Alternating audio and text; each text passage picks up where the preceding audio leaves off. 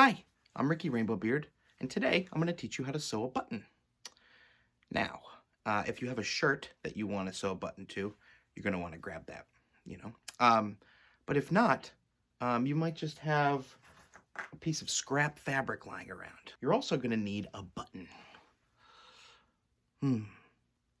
This is a cute one. You're also going to need a needle. Now, I have this fancy little book of needles made out of felt.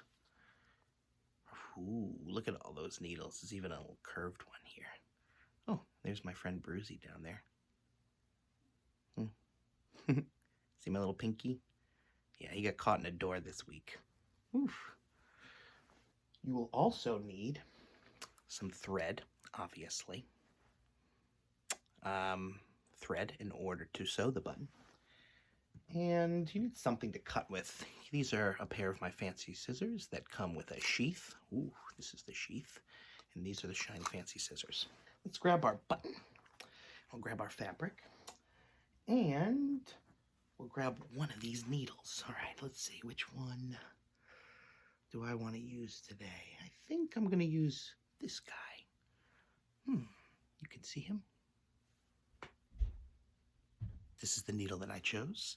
I'm going to take my thread. I'm going to put this thread through this very small little hole here, which can be difficult. There are tools to help with this, but really what you want is a nice cut piece of thread and patience and a steady hand.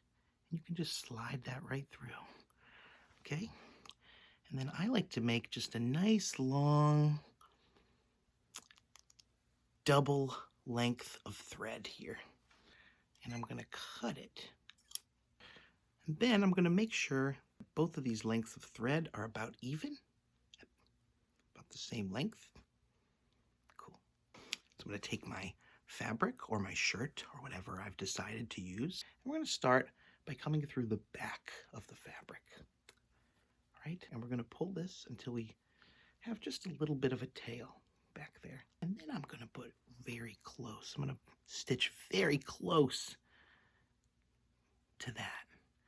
Probably, if you're measuring, I'm only sewing about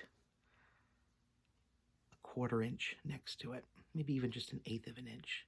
Then I'm going to do the same thing in that same spot. I'm going to come through, and then I'm going to go back through the back again, and then I'm going to come right back through in that same spot, almost like creating one big knot in the fabric, just like that, right? And in the back, we have our little excess, which we can trim later, but we can leave it for now, because now we can sew our button. Oh yeah, we put our button over here. Okay, so we've got our button. Now we've got this thread coming through the back of the fabric. We're gonna sew. This one's only got 2 holes. You might have one that has more than 2 holes. But we'll go right through here.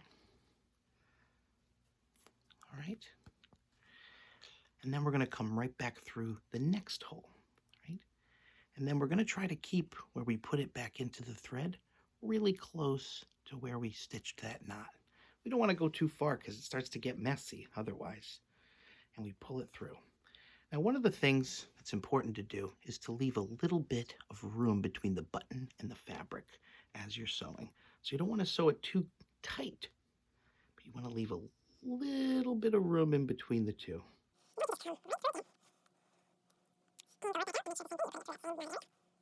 And you're making sure you have a little bit of space in between, just like that. Especially if you're going to sew a big button on like this, because a big button usually is going on something that's like a coat or a heavy fabric. If you have a smaller button that's just going on a little shirt, you don't need as much space in between the button and the fabric. I think I've sewn through about 4 times. 4 times should be pretty good for this button.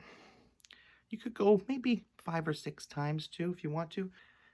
And my thread is coming out the top layer of my fabric, but I haven't gone back through the button this time around. So this is how you finish, right? You've got your little space in between.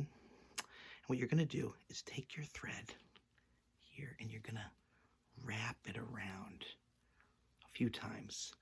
I used to count to 10, but now I just do it as much as I think looks good. But you could count to 10. So now we've got a little space in between the two, right there, as you can see. Trying to show this to you as best as possible. I'm gonna go around a couple more times.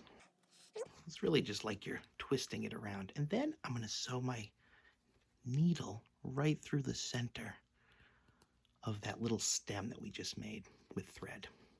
I'm gonna go through that once.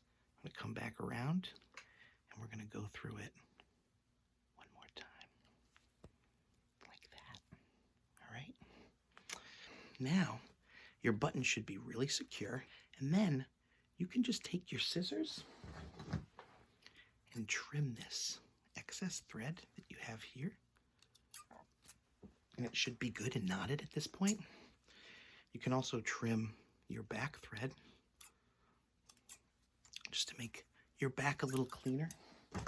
And then, if you have a candy button, which is what this is, then you can just